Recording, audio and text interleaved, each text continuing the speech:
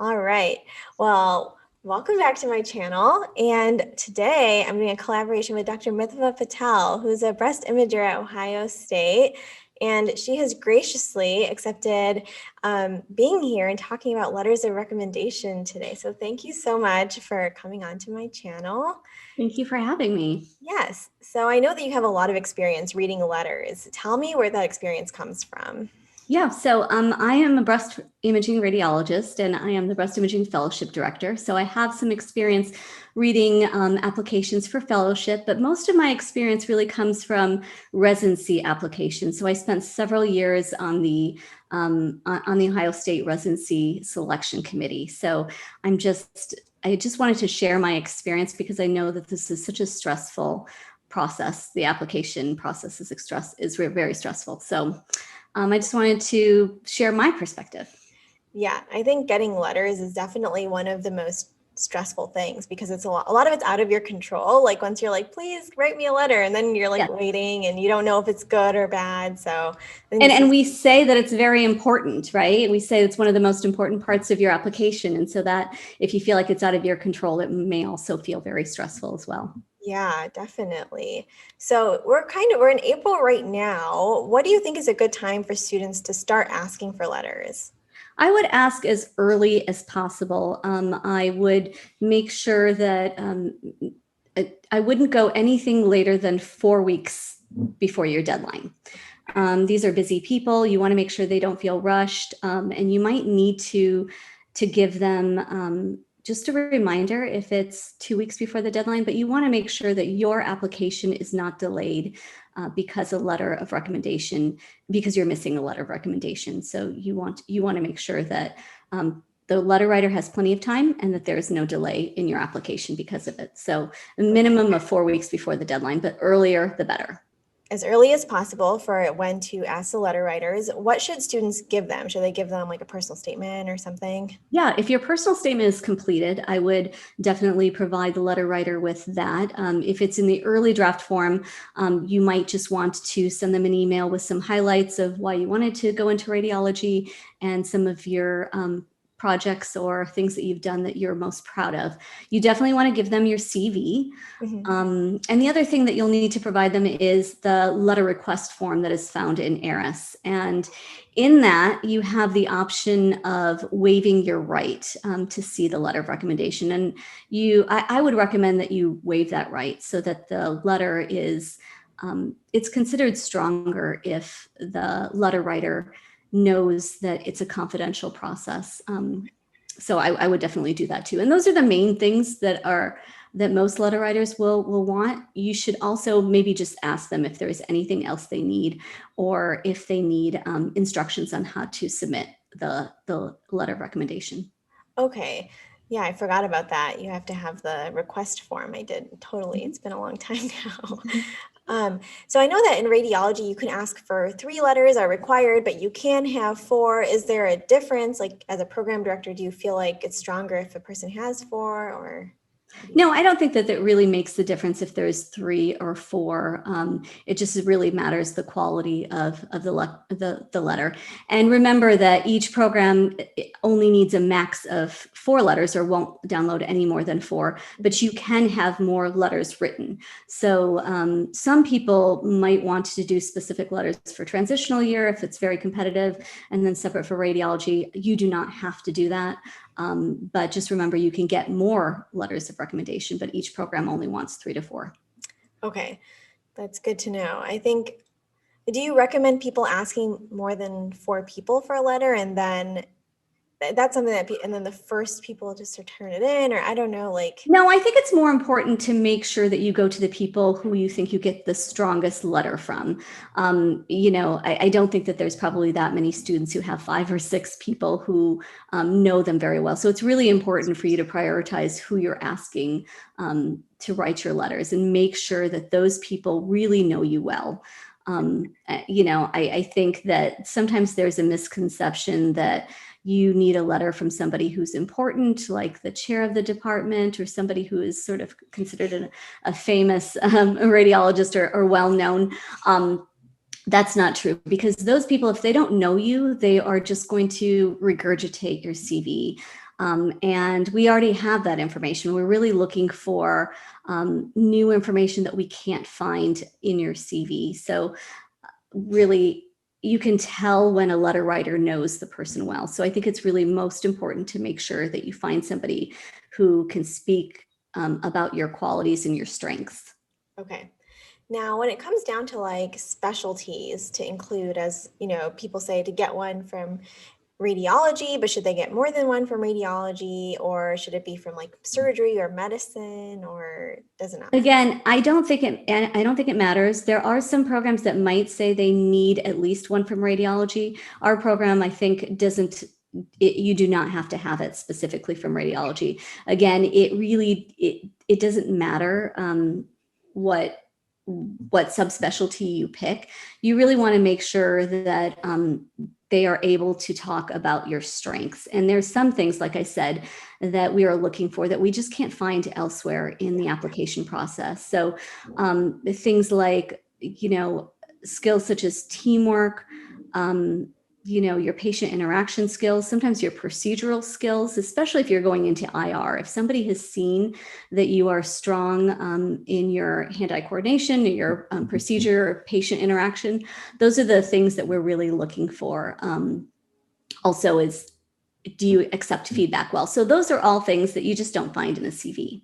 Okay, that's good to know. So it can be pretty much from anyone that you feel like will write you a good letter, basically. Exactly. Yeah. Which is another reason why some people recommend asking for it at the beginning of the rotation so that that person can watch you through. But I would actually recommend waiting to the end of the rotation because then you really get an idea of whether you felt like you shined during that process. And I think it's just safer to wait to the end to pick those rotations where you think you did well.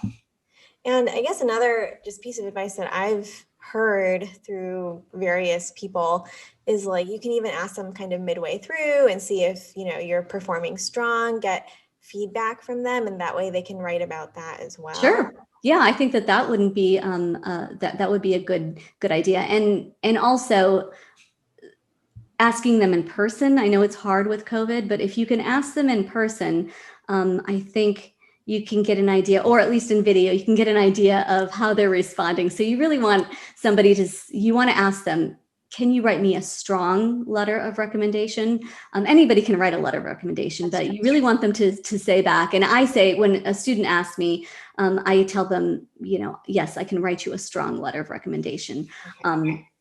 And so you can sort of see their body language and their feedback when you're asking them as well. So I like the idea of mid-rotation or end of rotation, but at the beginning, you really just don't know. A lot of times, letter writers will say, oh, is there anything that you want me to include, or like anything you want me to highlight? How should a student answer questions like that? I think absolutely truthfully. Sometimes when you look at a CV, it's really difficult to figure out where that student, their strengths or where they, felt they shined. So I would welcome that and, speak truthfully. You can say, this is a passion of mine, because if it's in the letter and it's in your CV, you might get asked that in interviews. And if you really have a lot of experience in that field or that aspect, you can speak well about it. So I would welcome that if the letter of writer offers that. I think this is also a good time, if you're lucky enough for your letter writer to ask you a question like that. This would be a good time to say like, oh, well, since I'm on my surgery rotation, could you talk about my procedure skills? Some of the things that you had mentioned that are good to see in a letter. That would be a good time maybe to bring it up. Absolutely. Just giving students ideas, because otherwise you have no control over this whole process. So what about a research letter? Have you ever read one of those? Are they useful? You mean somebody who's worked with a student on a research project? Yeah. Absolutely. Yeah. I mean, sometimes you might know that faculty member better than anybody else. Again, it's really who you've worked with. Those can provide us information on, whether you follow through, how much, whether you can work independently. All of that is important information that we can get from a letter if you were interested in research and worked well on a project. So I would ask that faculty member as well if you feel they know you well. Mm-hmm. is there a period of time where you think, because I know that a lot of times letter writers will say, I've worked with, the student for the past 8 weeks or whatever. Is there a period of time that's too short, or that you think like, oh, this person may not know this person enough? I don't think that a letter writer would put that. I mean, most of it would be at least 4 weeks. And I think people understand that it might be 4 to 8 weeks, and that's fine. Okay. And you can sort of tell if they haven't had much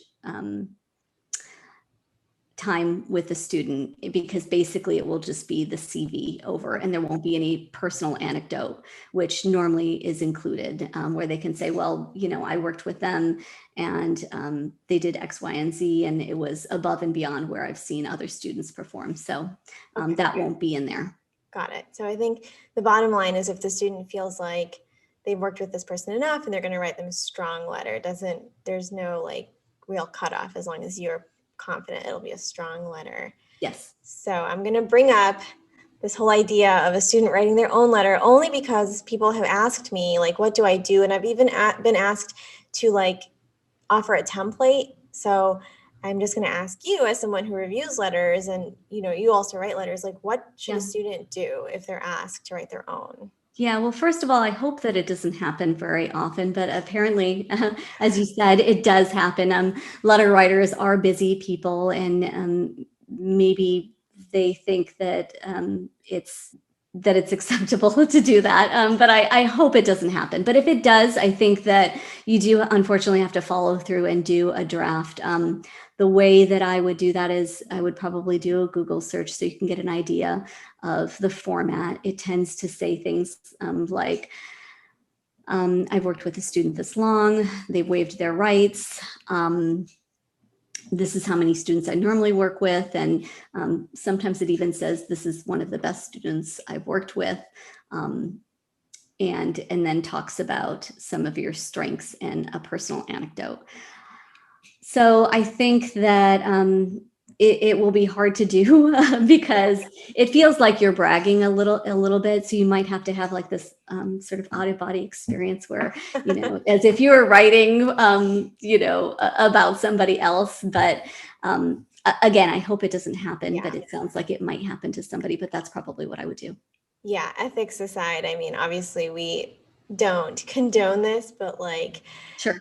When someone asked me, my main advice was just like, don't hold back. Like, you have to really like, make yourself seem like a star, even if you don't feel like you are. Like, you have to put yourself, because I think that someone who's going to write you a strong letter is going to do that for you. So absolutely, you just have to do that for yourself. So don't. Absolutely.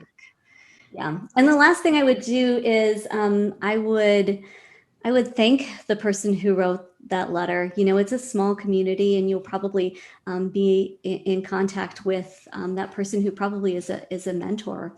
And sometimes when you're on the interview trail, people will tell you of nice things that are in your letters. And so it's nice to reach back out and share that with them and say, thank you for saying that. So a lot of times at the end, the letter writers will say, like, if you have any questions, feel free to reach out to me. Do you actually do that?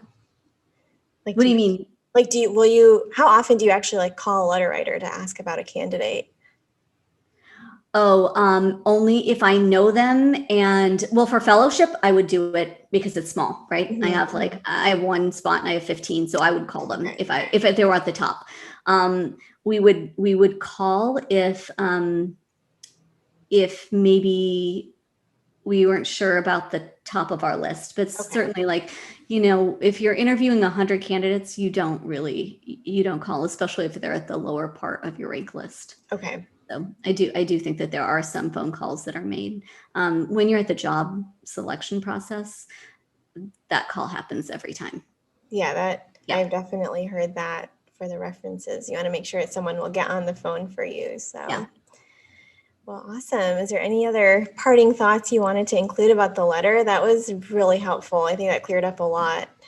I don't think so. I think we covered a lot. I hope, I hope this takes some of the stress out of the process. Your letter writers want you to do well, and end up in radiology and in a good program. So we're all on your side. Well, thank you. And thanks again for being on my channel. I appreciate it. Thanks for having me.